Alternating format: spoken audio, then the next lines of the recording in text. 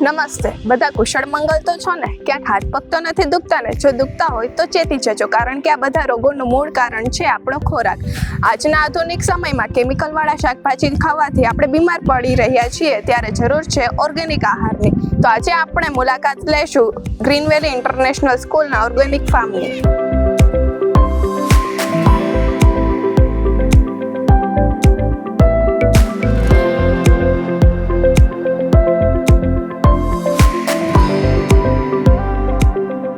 ચાલો શરૂઆત કરીએ. લગભગ 12,000 વર્ષ પહેલા માનવ જાતે ખેતી કરવાનું શરૂ કરી અને વસાહત બનાવવાનું શરૂ કર્યું હતું. જેમ જેમ ખોરાકની મેળવવાનું સરળ બન્યું તેમ તેમ વસ્તી પણ ઝડપથી વધતી ગઈ, જેથી ખોરાકની માંગ પણ વધતી ગઈ. તેથી લોકોએ પાકની ઉપજ મેળવવા માટે રાસાયણિક ખાતરો અને જંતુનાશક દવાનો ઉપયોગ કરવાનું ચાલુ કર્યો. પરંતુ આની એક કિંમત ચૂકવવી પડી: સ્વાસ્થ્યની સમસ્યાઓ અને જમીનની બિનફળદ્રુપતા. આ સમસ્યાઓના ઉકેલ માટે હવે આપણી પાસે એક ઓર્ગેનિક ખેતી છે.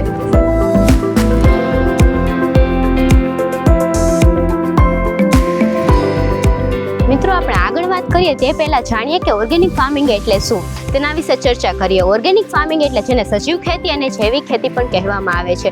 ઓર્ગેનિક ફાર્મિંગમાં કૃત્રિમ એટલે કે કેમિકલનો ઉપયોગ થતો નથી. ઓર્ગેનિક ફાર્મિંગમાં માત્ર ને માત્ર કુદરતી ખાતરોનો જ ઉપયોગ કરવામાં આવે છે. ખાતર તરીકે પશુઓના છાણ અને જંતુનાશક દવા તરીકે લીમડાના રસનો ઉપયોગ કરવામાં આવે છે. બિયારણો તરીકે ઓર્ગેનિક બિયારણનો જ ઉપયોગ કરવામાં આવે છે.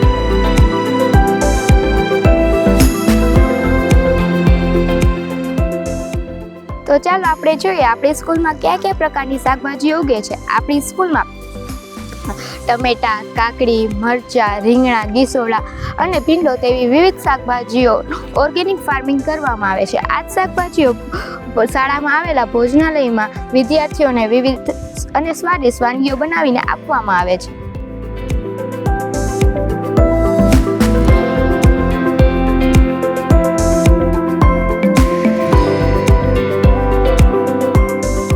અને હા મિત્રો, ઓર્ગેનિક ફાર્મિંગ સ્વાસ્થ્ય માટે તો સારું જ છે, સાથે સાથે ખેડૂત મિત્રો માટે પણ ફાયદાકારક છે. તો ચાલો હું તમને ઓર્ગેનિક ફાર્મિંગના ફાયદાઓ જણાવું. પ્રાકૃતિક ખેતી કરવાથી ભૂમિમાં ભેજ સંગ્રહ ક્ષમતા, ઉત્પાદન ક્ષમતા અને ફળદ્રુપતામાં ખૂબ વધારો થાય છે. માત્ર એક દેશી ગાયના ગોબર અને ગૌમૂત્રથી 30 એકર જમીનમાં ખેતી કરી શકાય છે. તેથી ઉત્પાદનમાં ખૂબ ઓછો ખર્ચ થાય છે અને બજારમાં ભાવ પણ વધારે મળે છે.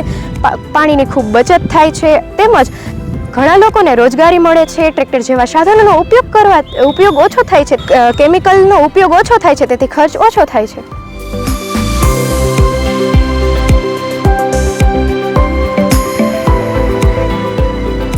એક ક્ષણ માટે કલ્પના કરો કે હું એક ગામડાનો નાનો ખેડૂત છું.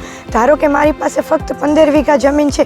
જો હું રાસાયણિક ખાતરો અને જંતુનાશકોનો ઉપયોગ કરું છું તો ઘણો ખર્ચ થાય છે અને ક્યારેક ઓછા વરસાદને કારણે નુકસાન પણ થાય છે. તો તેનો ઉકેલ ઓર્ગેનિક ખેતી છે. જો હું ઓર્ગેનિક ખેતી કરું તો હું 10 થી 12 લાખ રૂપિયા સુધી કમાઈ કરી શકું છું. અને ઓર્ગેનિક ખેતી આર્થિક, પર્યાવરણને અનુકૂળ અને સ્વાસ્થ્ય માટે પણ સારી છે.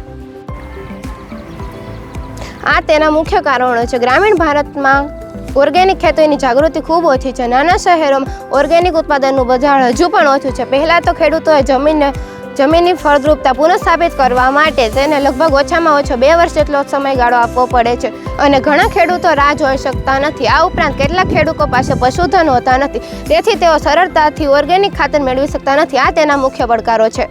સરકારે આગળ આવીને ઓર્ગેનિક ખેતી કરતા ખેડૂતોને ઓર્ગેનિક ખાતરો ખરીદવા માટે સબસિડી આપવાની જરૂર છે અને ખાસ કરીને ઓર્ગેનિક ઉત્પાદનો માટે બજારો બનાવવા જરૂરી છે.